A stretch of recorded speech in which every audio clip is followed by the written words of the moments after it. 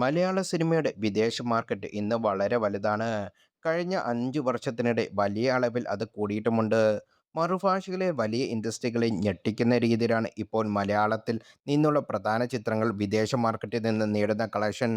ഇപ്പോഴത്തെ മോഹൻലാലിൻ്റെ ഏറ്റവും പുതിയ ചിത്രം ദൃശ്യം 3ൻ്റെ നേട്ടത്തോടെയാണ് മലയാളത്തിൻ്റെ ഓവർസീസ് ബോക്സസ് വീണ്ടും ചർച്ചയാകുന്നത്. മലയാള സിനിമയിലെ ഏറ്റവും വലിയ ക്രൗഡ് പുള്ളറായ ലാലേട്ടൻ തന്നെയാണ് വിദേശ ബോക്സ് ഓഫീസിന് മുന്നിലുള്ളത്. മോഹൻലാലിന്റെ പിറന്നാൾ ദിവസമായ മെയ് 21 തിയേറ്ററിലെത്തിയ ചിത്രമായിരുന്നു ദൃശ്യം 3.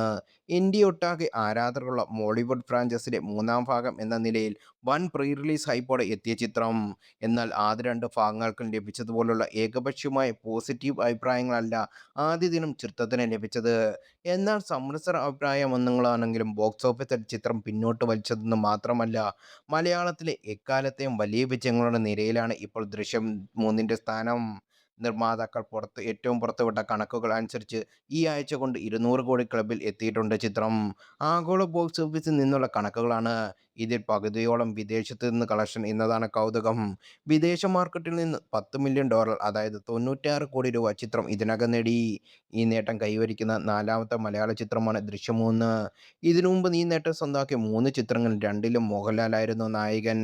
എമ്പുരാൻ, തുടരും എന്നീ ചിത്രങ്ങൾ ഈ നേട്ടം സ്വന്തമാക്കിയ മറ്റു മോഹൻലാൽ ചിത്രം. മോഹൻലാലിൻ്റെ അല്ലാത്ത ഒരേയൊരു ചിത്രം മോളിവുഡിൽ നിന്ന് ഇതുവരെ സ്വന്തമാക്കിയിട്ടുള്ളത് കല്യാണി പ്രിയദർശൻ ടൈറ്റിൽ റോളിലെത്തിയ ലോക ചാപ്റ്റർ 1 ചന്ദ്രയാണ്. അതേസമയം ദൃശ്യം 3 ഇപ്പോഴും മികച്ച ഒക്കുപ്പൻസിയാണ് ലഭിക്കുന്നത്. അതിനാൽ തന്നെ ചിത്രത്തിൻ്റെ ഫൈനൽ ഗ്രോസ് നിലവിൽ പ്രവചിക്കാനാവാത്ത സ്ഥിതിയിലേക്ക് പോവുകയാണ്.